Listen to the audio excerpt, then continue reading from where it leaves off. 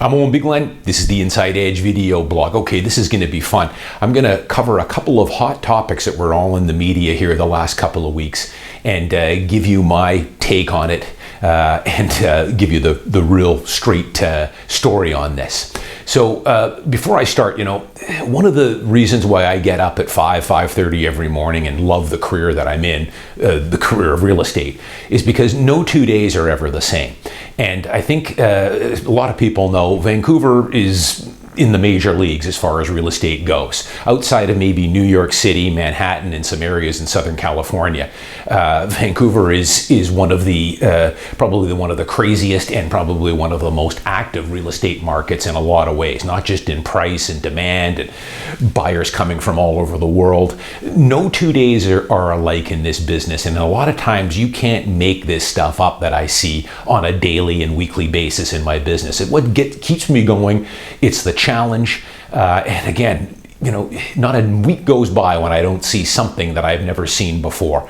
And that's what you get when you're in a kind of a major league real estate market like Vancouver is. So I want to comment on a couple of stories that were in the media here, and I think you're going to enjoy these. So the first one was it must have been a slow news day because all the major TV stations and the radio stations picked up an ad on Craigslist that was advertising a small little den, which I guess was probably about 6 feet by 5 feet, with a little twin bed and a little dresser beside it, for rent on Craigslist in a townhouse in downtown Vancouver for $700 a month.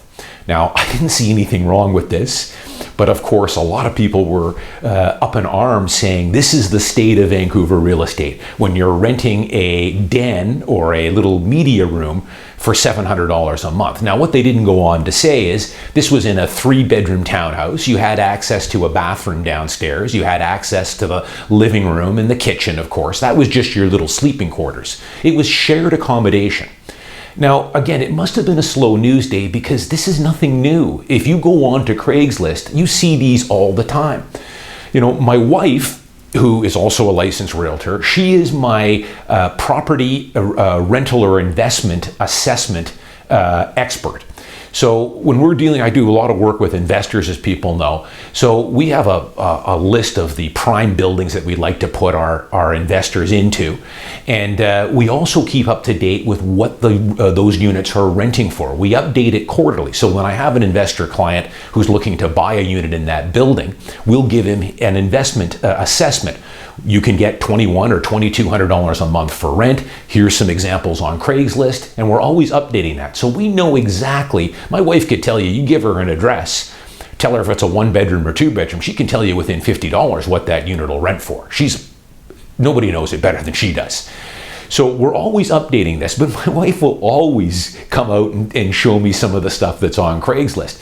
We've seen utility sheds that are being rented, converted garages, all kinds of crazy basement setups. They're usually shared accommodation, and yeah, they're running $500, $600, $700, $800 a month.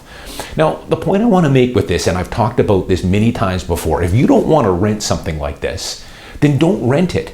But in a lot of ways, this can be a prime rental for a lot of people.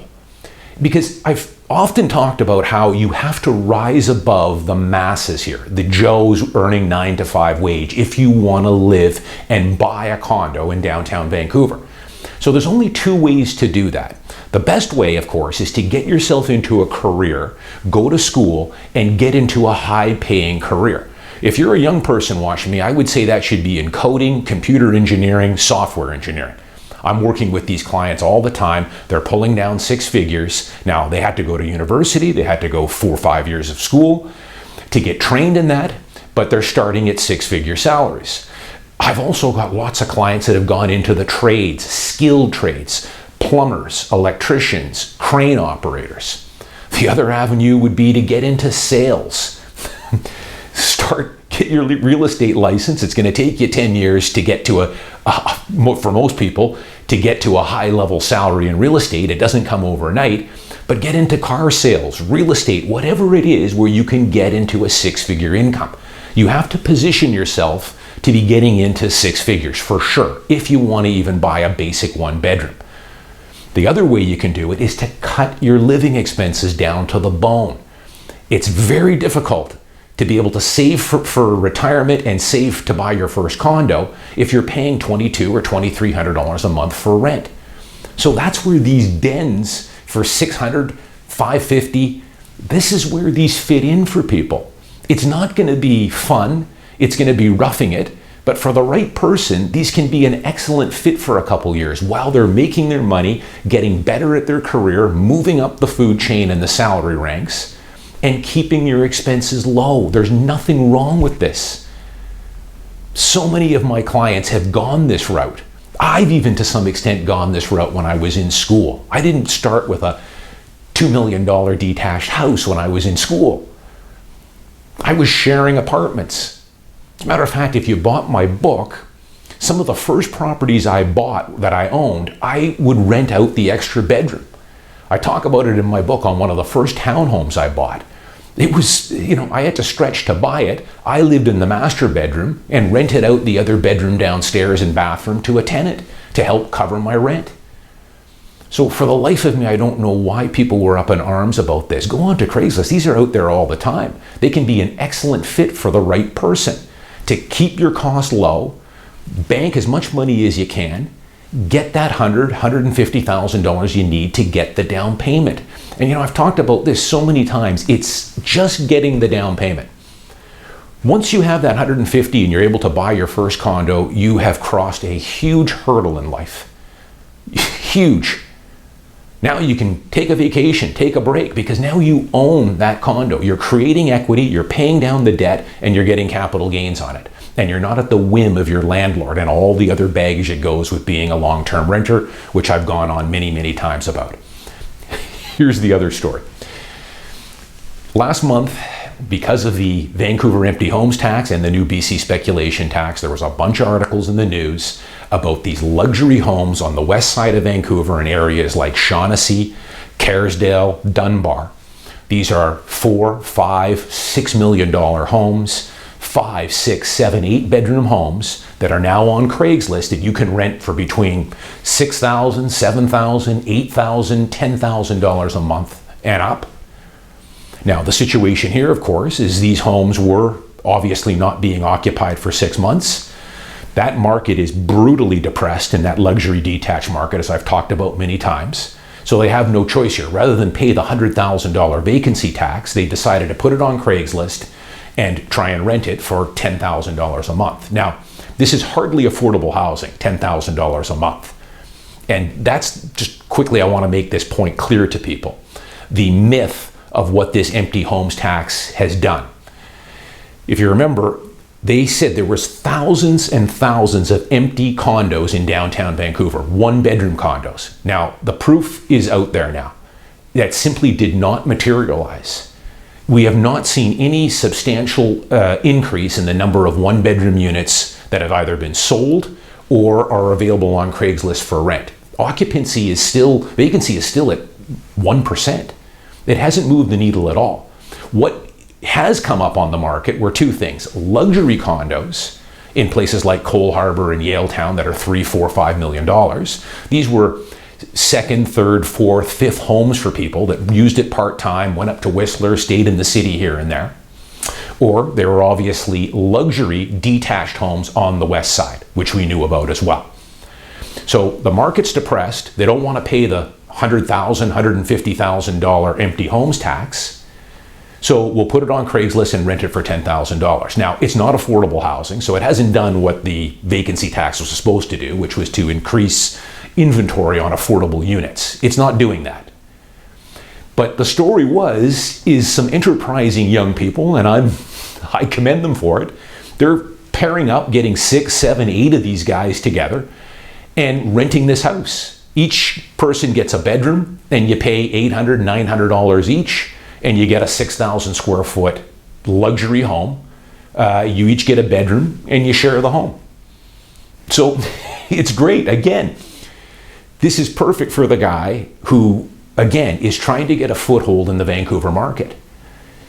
Get into a house, share it with 8 or 9 other people. It's going to be a fraternity house now. You're turning it into a frat house. It's not going to have, you're not going to have much privacy, but I could see it being a lot of fun as well. Throw some parties, get some kegs, whatever. and you're keeping your costs well under $1,000 each, whereas you'd be paying $2,200 or $2,300 a month for a one bedroom. The stories I saw, some of these guys are students, some of them are actually working. They're able to bank some money. Not a bad way to go. But here's the funny part. So if you're in the movie business, or maybe a documentary filmmaker, I know I've got a lot of viewers that are in the film industry, this would be a perfect documentary to produce. It's going to be gold. You can't script this stuff out of Hollywood. I keep thinking back to the movie Neighbours, where that unsuspecting couple bought this beautiful old house, and then next door to them moved in a fraternity house with the partying and everything else. This is exactly what's going to go on here. Let me paint the picture for you here. Here we are in First Shaughnessy. We've got lawyers, surgeons, who have lived in the neighborhood for 20, 30 years or more. They've got an $8 or $9 million home. The house beside them has been empty. They put it on Craigslist for $12,000 a month, and now they've rented it to 14 people. And this apparently, according to the newspaper articles I was reading, this has already happened. A group of people have already been putting it onto Twitter and onto Instagram, photos of this palatial mansion that they're now living in.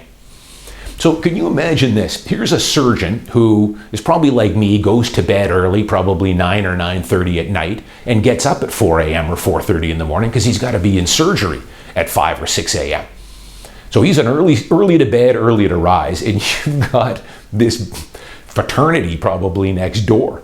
You've got 8 or 9 cars parked out front, people coming and going, weekend parties, kegs, barbecues in summer. So you can't make this stuff up, but this is kind of where somebody should document this and follow some of these guys that move into one of the Shaughnessy houses and then interview the neighbors across the street. It's a recipe for disaster, but it's a recipe for some very entertaining film work, I think. But we'll see where it goes. Only in Vancouver is where you can get this kind of stuff, folks. It really is, where you're able to rent a mansion for $10,000 a month. Now, you see, the situation with these people is the market is depressed for those homes. They can't sell them for anywhere near what they want. So we'll rent it out, avoid paying the $150,000 in taxes, and at least we'll get some income off it. But, that's a tough way to make $100,000 a year in rent. Having 10 people living in it, the wear and tear on the house is going to be tremendous, I'm sure. But what choice do they have? I guess they'll wait for the market to recover, which it always does. That might be next year or the year after. I don't know when the detached market is going to pick up again, for the luxury detached anyways. The starter homes are okay. But when it does, they'll list it and sell it. But the points I'm making here is, A, the spec tax has not done what it was intended to do, which was to increase the supply of affordable housing. All it's done is increase the supply of luxury homes. And on that note, again, not a bad idea. Get 7 or 8 people if you can get away with it. Get your rent down to under $1,000 a month. Save all the money you can. Get into a good career. Work a side hustle and get better every year at your career. So you're getting pay raises. So you can rise above the masses. That's what it's going to take to live in Vancouver. It's not for the ordinary here. It never will be. I know the NDP will tell you something different. Carol James will tell you that everyone should be able to afford a Yaletown condo. She's selling you a pipe dream there. It's never going to happen. And I think most of my viewers know that, and they're going to work towards getting the down payment. Because as I say, you're cooking with gas once you can get into a good career and keep your expenses low. You can do that for 2 or 3 years. You can easily bank 100, 150K. I've got buyers every month that have done that. No Canucks games for a while. They don't eat out much. This is a rite of passage. This is what everyone has to go through. And it's why, socialists sometimes think everyone's entitled to an easy ride. And that has never been the way it is. If you've read my book, you've got to make slow steps. There's nothing wrong with renting and sharing a house with 6 or 7 other people, or even if you have to, renting a den. That's how you do it.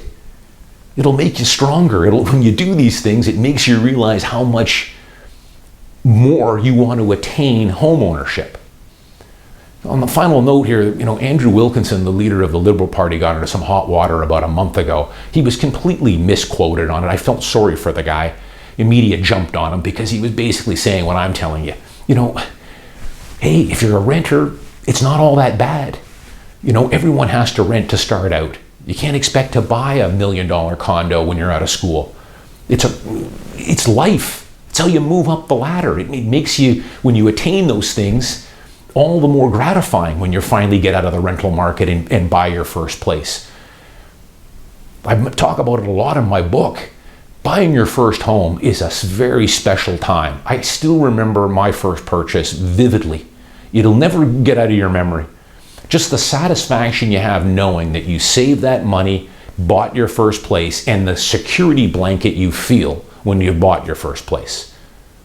Knowing that you're not at the whim of your landlord, you're creating equity, you're paying down that debt every single month, and the capital gains are growing tax-free. It's a special feeling.